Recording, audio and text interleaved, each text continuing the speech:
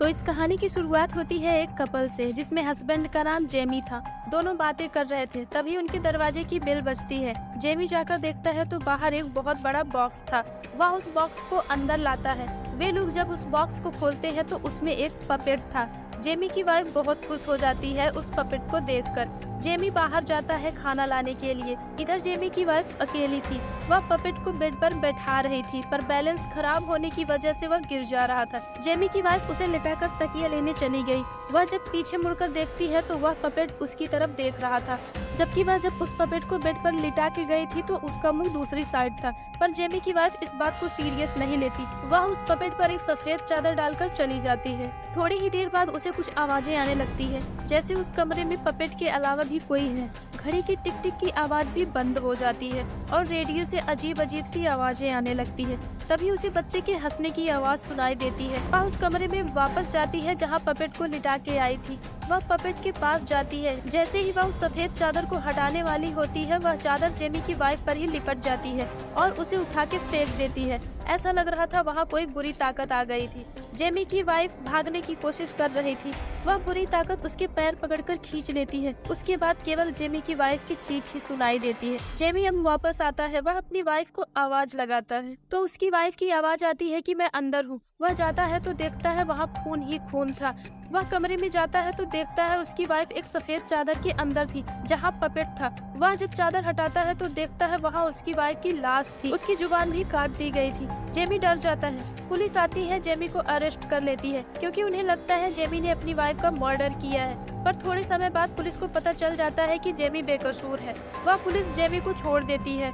अब जेमी अकेला हो गया। उसे अपनी वाइफ की बहुत याद आ रही थी। वह परेशान हो जाता है और उस बॉक्स की छानबीन करने लगता है। तब उसे उस बॉक्स में एक नाम लिखा मिलता है, मैरी शाह। यह पपेट उसी का था। वह पपेट शो करती थी। जेमी को पता चलता है कि मैरी शाह उसी के टाउन में रहती थी, तो वह अब उसी टाउन में यानी अपने एरिया में जाता है। वह अपने डैड के घर जाता है तो एक औरत दरवाजा खोलती है। वह जेमी को बताती है कि मैं तुम्हारी माँ हूँ, तुम्हारे डैड की दूसरी वाइफ। जेमी को ये सब नहीं पता था। वह अंदर जाता है तो देखता है उसके डैड व्हील चेयर पर बैठे थे। जेमी को इनकी हालत के बारे में नहीं पता था क्योंकि वह अपने डैड से बात ही नहीं करता था। उसके डैड बताते हैं कि मुझे हार्ट अटैक था, पर अब मैं ठीक हूँ और तुम यहाँ रह सकते हो। जेमी अब अपने डैड से मैरी शाह के बारे में पूछता है। उसके डैड उसे बोलते हैं ये सब तो पुरानी बात है, अब तुम इसके बारे में जानकर क्या करोगे। जेमी के डैड जेमी को मैरी शाह के बारे में कुछ नहीं बताते हैं। रात में जब जेमी सोने जा रहा था तो वह पपेट उसके पास आ जाता है। जेमी देखता है उस पपेट की आंखें मूव कर रही थी और बिल्कुल रेड हो गई थी। तभी एक खौफनाक चेहरा उसके सामने आ जाता है जो मैरी शाह का था। जेमी डर जाता है। वह अपने कमरे की लाइट जलाता है, पर मैरी शाह जा चुकी थी। अगले दिन जेमी अपनी वाइफ के फ्यूनरल के लिए कब्रिस्तान जाता है। वह जब लौट रहा था उसे एक औरत मिलती है। वह उसके पास जाता है। तब वह औरत जेमी को बताती है कि उसकी वाइफ को मैरी शाह ने मारा है। जेमी चौंक जाता है। वह औरत बताती है अगर मैरी शाह की आत्मा को खत्म करना चाहते हो तो तुम्हें उसके पपेट को दफनाना होगा। जेमी घर जाता है और मैरी शाह के पपेट को कब्रिस्तान लेकर जाता है। वहाँ पड़े एक कब्र में दफना देता है। वह जब आ रहा था तो उसे ऐसा एहसास हो रहा था कि उसके आसपास कोई है। जब वह गाड़ी से उतरकर देखता है तो वहाँ कोई नहीं था। वह घर आ जाता है। वह जब नहाकर बाहर आता है तो देखता है वह पपेट उसके सामने था। वह बहुत डर जाता है, पर यह पपेट पुलिस लेकर आई थी जो उसकी वाइफ की मौत की छानबीन करता था। वह पुलिस वाला बोलता है कि मुझे लगता है यह पपेट तुम्हारी वाइफ के कातिल तक पहुँचने का रास्ता बनेगा, क्योंकि जब तुम्हारी वाइफ का मर्डर हुआ था तो केवल यह पपेट ही इस घर में था, पर तुमने इसे दफनाया क्यों। तब जेमी पुलिस वाले को बताता है कि यह मैरी शाह का पपेट है। वह मैरी शाह के बारे में पुलिस वाले को बताता है। वह कहता है जब मैरी शाह को दफनाया गया था तो उसके साथ इस पपेट को भी दफनाया गया। मैरी शाह की आत्मा अभी इस दुनिया में है। जिसके सामने उसकी आत्मा आ जाती है, अगर वह चिल्ला देता है तो वह उसकी जुबान को काट लेती है। वह बताता है जिस रात मेरी वाइफ का खून हुआ था कोई मेरे लिए दरवाजे के बाहर इस पपेट को रख कर गया था। जब मेरी वाइफ अकेली थी तो वहाँ मैरी शाह की आत्मा आई थी और उसी ने मेरी वाइफ को मार डाला, उसकी जुबान को काट दिया। अब वह पुलिस वाला उस पपेट को ले जाता है, पर जेमी उस पुलिस वाले से उस पपेट को वापस लाता है और उसे फिर से दफनाने लेकर जाता है। वहाँ उसे वह औरत फिर से मिलती है जिसने जेमी को मैरी शाह के बारे में बताया था। अब वहाँ उस औरत का हस्बैंड भी आ जाता है। वह जेमी को अपने घर ले जाता है।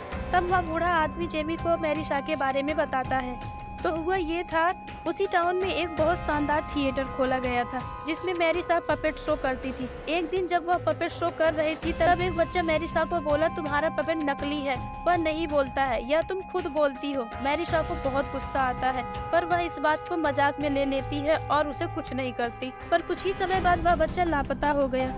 उस बच्चे की फैमिली वालों को लगा मैरी शाह ने उसके बच्चे को मार दिया। फिर उस बच्चे की फैमिली वालों ने मैरी शाह को पकड़ लिया। वह बूढ़ा आदमी बताता है, मैरी शाह ने कहा था मेरे मरने के बाद मेरे द्वारा बनाए गए 101 पपेट को मेरे साथ ही दफना दिया जाए।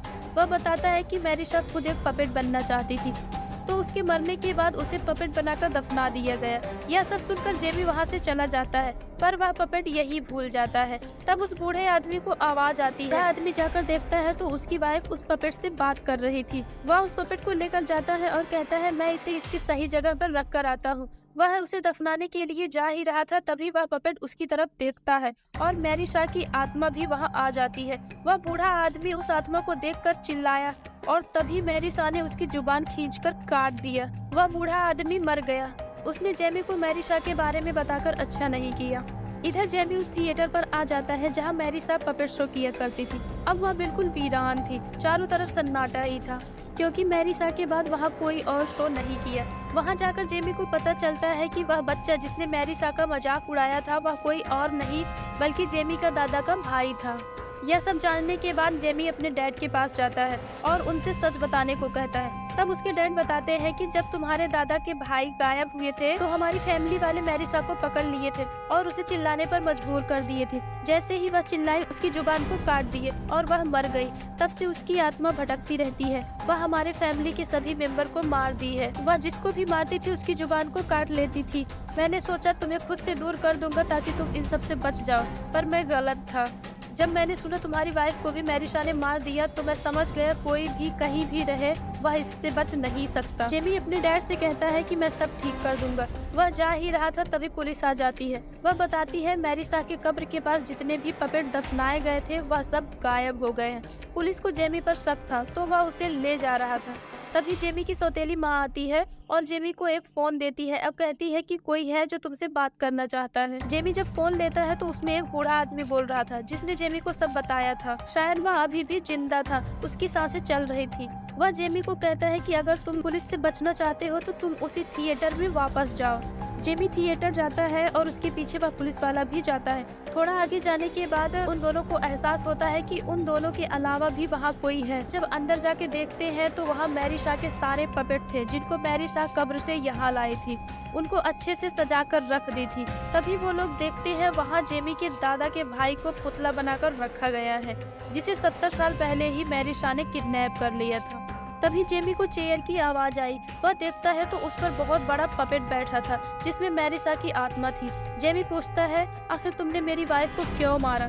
तब वह बताती है कि तुम्हारी वाइफ प्रेग्नेंट थी, इसीलिए मैंने तुम्हारी वाइफ को मारा और तुम अब अपने खानदान के आखिरी वारिस हो।